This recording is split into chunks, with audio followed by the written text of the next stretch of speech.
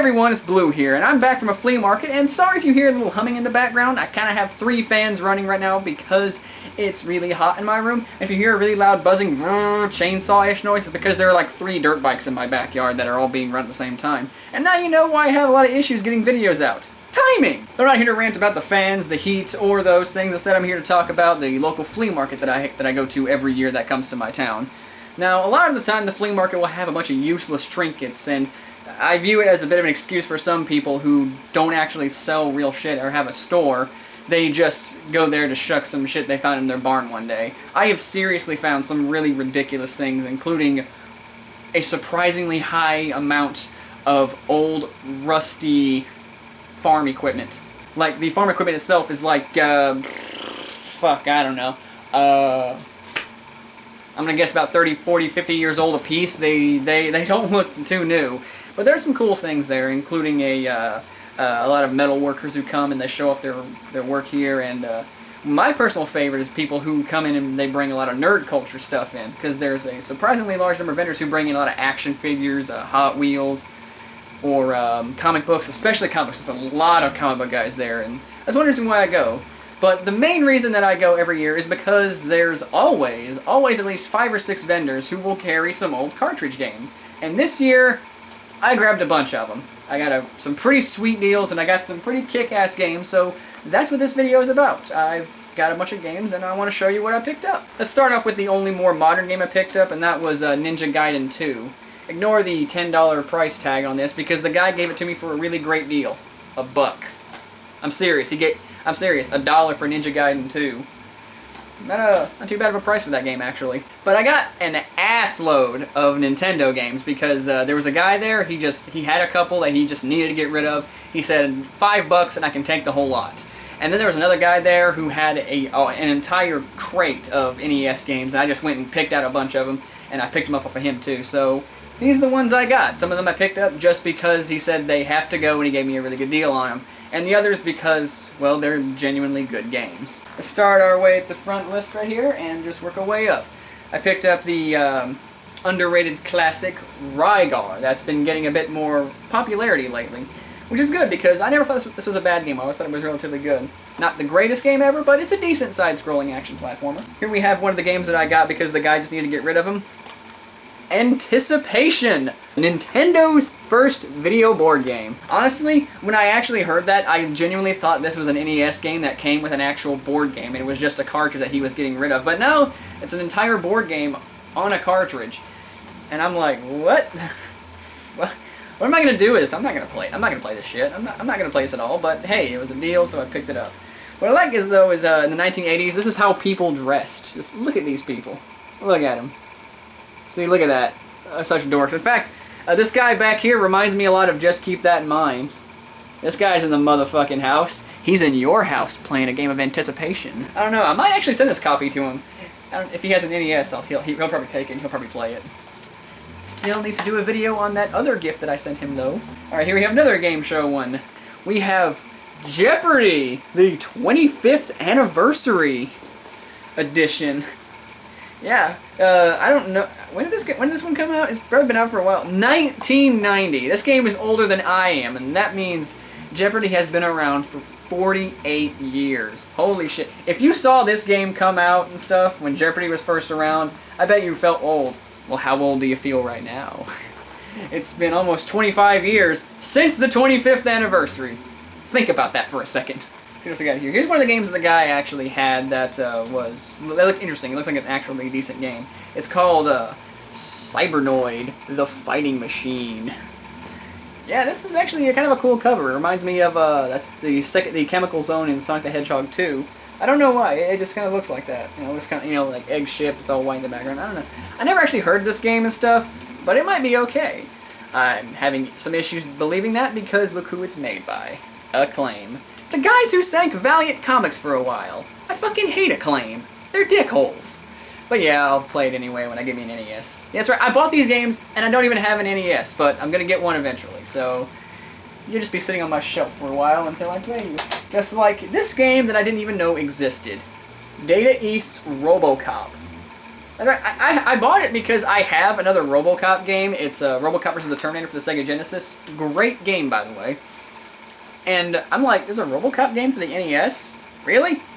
Well, the guy gave me a good deal on it, so I'm like, yeah, sure, I'll take it. So yeah, we got that. And here we have one that I've never actually heard of, but it was part of those 6 games that I picked up from that one dude, called Legacy Wizard. Oh, Legacy of the Wizard, not Legacy Wizard. That would sound weird if it was just Legacy Wizard. What kind of wizard are you? Oh, I'm a Legacy Wizard. All you do is tell stories? But they're magic stories! Ooh. But yeah, what I really like about these ones that the guy gave me is they all have this little price tag on the back of them for $3.50 a piece. And really shows the guy gave me a great deal on these things. But on the back, it says right on it, "It's new to you. Hey, are you in prison? Well, my dick's been in 40 other guys, but you know what? It's new to you." Oh, got another one. Al Unser Jr. Turbo Racing. I'm not sure if this will be worse or better than Power Rangers Turbo, but I can definitely assure you that's worse than Power Rangers Operation Overdrive. Zing! We got Chris Evert and Ivan Lendl in Top Players Tennis. Another game I'm probably never ever gonna play because I don't play sports games. I'm not a tennis game, but I like how, I don't know, is that Ivan Lendl? I can't tell because of the price tag. But here, let me see if I can get this little thing off without tearing the thing off. It's a little painful, but I'm gonna get it. I'm gonna get it. Come on. Come on, you little bastard. You gotta get off there, or do I got to grab my beating stick? Come on. Come on. There we go. There we go. There we go. There we go. It tore. Okay. Almost. Got it. Okay, tennis fans, if I have you in my audience, is this guy Ivan Lendl? I don't know. Is he? Because I actually looked him up beforehand, and he doesn't look like Ivan, but it was a more recent picture, and the dude's kind of old right now, so I don't know. Is that him? Yes or no? Maybe so. Oh, now we're getting to the really good ones, the ones that are not questionably good, or maybe sorta, I don't know, kinda. We're gonna find out one of these days. Here we have, the other 3 games I got for the NES are actually genuinely good games. And here we have an all-time classic, Dragon Warrior. Oh yes. When I saw this, I'm like, damn, sucker, gimme that shit. I got me the Dragon Warrior. It's the dragoniest warrior you would ever see. Figure out what accent that's from, and I'll tell you, I don't know. And here we have 2 games that are, well, they're by the same company, and they're also part of the same series. We have the original Ultra Games Teenage Mutant Ninja Turtles game. You know, the one that some people say they hate, but they still play. You know, I think this game's a genuinely good game. It's just really hard and has a lot of flaws in it. You know, like, it's okay. It's not the greatest game ever, but it's not a bad game. It's just sort of a really hard game that has its fair share of problems. But yes, I got this game, and I've been wanting to pick it up for a while, and the guy gave me a great deal on it, so I'm like, give me the turtles. I loves the turtles. I like turtles. Yes, I made that reference for you.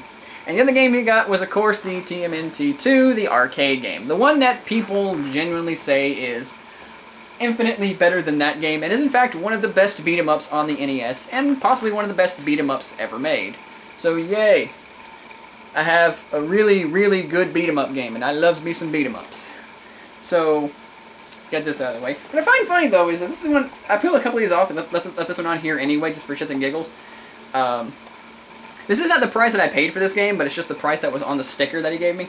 But but he has right here a price tag for a CVS logo.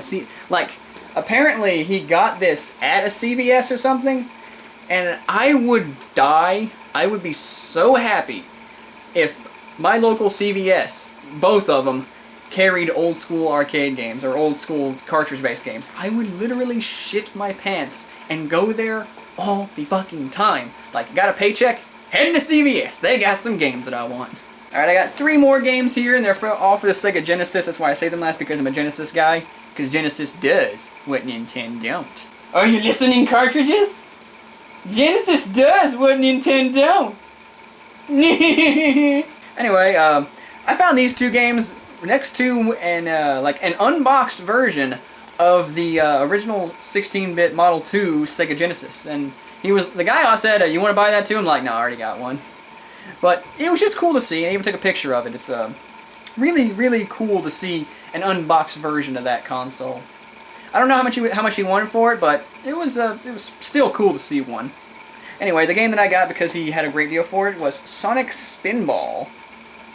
Yeah. I did not actually own this game, so I'm like, okay, I'll pick it up. You know, I actually left the place and then came back for this game because I remember seeing this in the store where I got all the NES games from, and he actually priced it higher, and I'm like, this guy was like $2 for it. Oh, okay, it's in decent quality, minus the little scratches right here, but hey, $2 ain't too bad. I'll test it out later. The other one I got was from the exact same dude, and here's a game that I was actually hunting very, very badly for. I was hunting almost religiously for this game. The only game I've been hunting for more than this one is Castlevania Bloodlines, which is one of the most elusive games I've ever had the misfortune of hunting for. Seriously, would someone please decently price that game and sell it to me? Please. But anyway, the game I got was...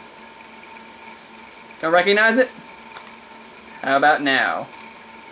Strider for the Genesis. $2. A $2 copy of Strider for the Sega Genesis. Oh, man. Oh, so happy for this. Oh, so happy. Yes. I got Strider finally. You hear that, people? I'm happy I got Strider. I'm gonna cuddle it in my sleep. And the last game I got was from the guy who had all the NES games. And this was the only Genesis game that he had that actually interested me. And it was the Genesis version of Super Street Fighter 2. Yeah. See? You know, this one marks the first appearance of Cammy, DJ, T-Hawk, and Fei Long. My boy T-Hawk representing. But yeah. And on top of this is actually also the one that's in really, really damn good condition. Like, when I cleaned it up, it didn't even have any, like, marks on it or anything. Cartridges in great condition. Like, even the logo is still very glossy. See? Like, if I can get it to shine. There we go. See that? Oh, yeah, look at that. Look at how glossy that is. It's still, like, almost brand new. It's fantastic. It's in fantastic quality. Yeah, it's almost like this game was hardly ever played. And it still came as box. But there's only one downside. No manual. But hey, I'm used to buying box games for the Genesis anyway, and about 9 times out of 10 they don't have the manual. You're lucky to get the box because most people just threw them out when they bought them. But yeah, that's all the pickups that I got for this year at the flea market. Hope you enjoyed seeing them, and who knows, a couple of these games just may end up on my review shelf one day. In fact, this game just might do it. Again, I don't know anything about Cybernoid, so it could be a good game. I don't know. I didn't look it up. But it's made by Acclaim, and I don't trust Acclaim as far as I can throw them. But yes, that was my haul. Hope you liked it. Seriously though, would someone please decently price Castlevania Bloodlines? Please!